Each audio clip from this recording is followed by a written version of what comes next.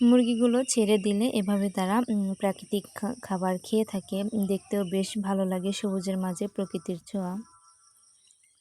আজ গরম পানি করে বেশ কিছু কাপড় আছে সেগুলো ধুয়ে নিব। থালা বাসনগুলা মেজে ধুয়ে এরপরে সারাদিন পর আমি আরও হাতে কি কাজ করি সেগুলো আপনাদের সঙ্গে শেয়ার করব। কাপড় চোপড়গুলো ধুয়ে রোদে শুকাতে দিয়েছি।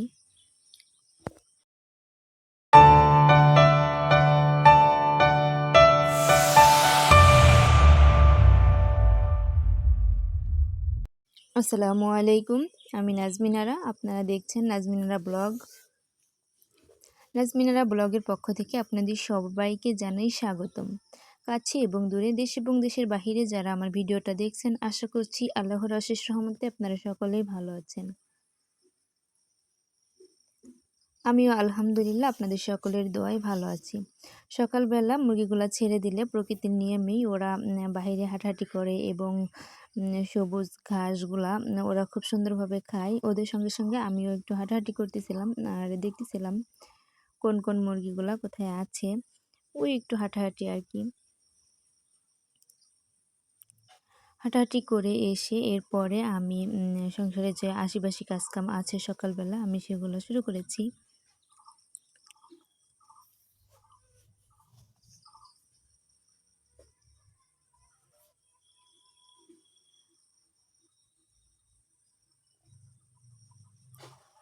সকালে যতক্ষণ বাসি কাজ শেষ না হয় ততক্ষণ মনে হয় যে এক বোঝা কাজ মাথার উপরে আছে। কাজ যতই অল্প হোক না কেন।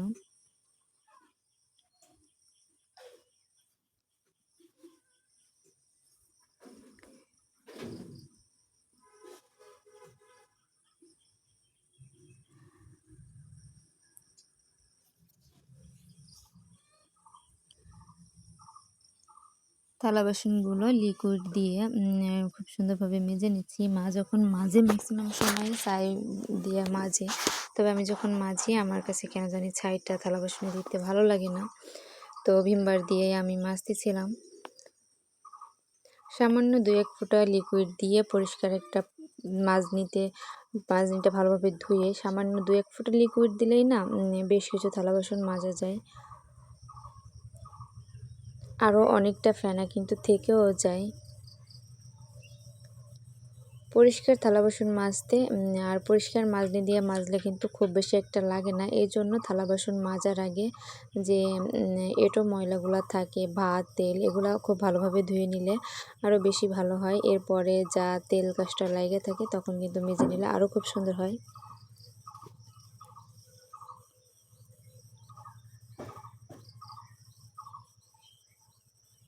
এভাবে ব্যবহার করি বলেই আমার একটা ভীম লিকুইড 6 মাস যায়।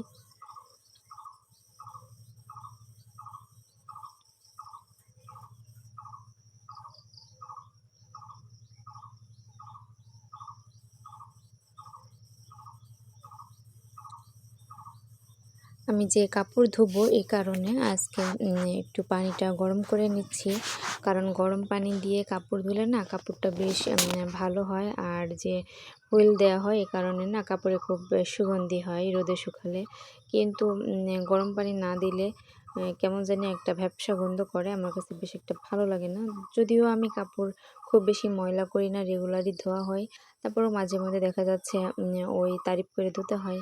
যেমন বিছানার চাদর, বালিশের কভার, কাঁথা, কিছু জিনিস এরকম থাকে যে যেগুলো গরম পানি দিয়ে ধুইতে হয়। তো আমার ব্যবহারের জামাটাও বেশ ময়লাযুক্ত হয়েছিল। আমার কেন জানি মনে হচ্ছিল যে আমি এটা গরম পানি দিয়েই ধুবো, এ কারণে গরম পানি দিয়েই ধুইলাম। রেগুলার তো ধোয়ার পরেও কিন্তু কিছুটা ময়লা থেকে যায়, কারণ গ্রামের বাড়িতে বিভিন্ন ধরনের কাজকাম করা হয়, সে কারণে। কাপড়গুলা ধুয়ে আমি বাঁশের উপরে মেলে দিয়েছি। কাপড় কিন্তু খুব একটা বেশি না, কিন্তু ভারী আছে। বিছানার চাদর, কাঁথা, গেঞ্জি, এরপরে আমার একটা 3 পিস, একটা শার্ট কভার সব কিছু মেলায়া বেশ কয়েকটা কাপড়ই হয়েছিল। আর আমি বেশি কাপড় কখনোই ধুতে পারি না, এতে করে আমার খুব খারাপ লাগে, মাথা ব্যথা করে। জানি না আমার মতো আপনাদেরও কি এমন হয় কিনা, অতিরিক্ত কাপড় ধুলে মাথা ব্যথা করে, মানে কাপড়ে খোঁচা দিতে পারি না, আমার এটা হচ্ছে একটা সমস্যা।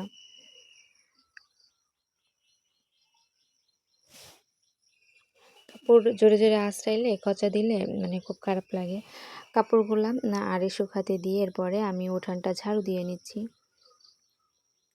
এখন বৃষ্টির সময় না বেশি একটা ময়লা হয় না, ওই যে মাটিগুলা নিচের থেকে ওঠায় মানে কেঁচো ওঠায় মনে হয়, কারণ এত মাটি তো সবসময় উঠে থাকে না, এগুলো কেঁচোর মাটি, ওই মাটিগুলো আর বেশি নেই না, শুধু ময়লাগুলা নিয়ে যায় আর মাটিগুলা পাড়ায় পাড়ায় জায়গা মতো আবার থেকে যায়। কারণ সব মাটি ফেলে দিলে এতে করে দেখা যাচ্ছে উঠানের অর্ধেকই খালি হয়ে যাবে, এমনিতেই বৃষ্টির পানিতে অনেকটা মাটি কেটে কেটে নেমে যায়। সব কাজ শেষ করে যখন একটু ফ্রি ছিলাম তখনই একটু কুশি কাটার কাজ করলাম। এটা একটা ব্যাগ বানাবো। এখানে আরও একটা কালার কম্বিনেশন করব, দুইটা কালার হবে এখানে,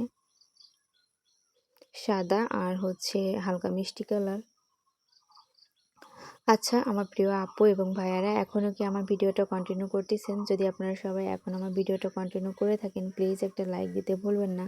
আপনাদের একটা লাইক আমাকে অনেক দূরে এগিয়ে নিতে সাহায্য করে। আপনাদের সুন্দর সুন্দর মন্তব্য পেলে না আমি আরও একটা নতুন ভিডিও বানানোর উৎসাহ পাই। আসলে বসে থেকে কি হবে, তাই যখন যে কাজ তখন সেইটা করি, কাজ করি, কাজের ফাঁকে ফাঁকে কুশি কাটার কাজ বলেন, দর্জির কাজ বলেন, সবই করি। সবাই ভালো থাকবেন, সুস্থ থাকবেন। আল্লাহ হাফেজ।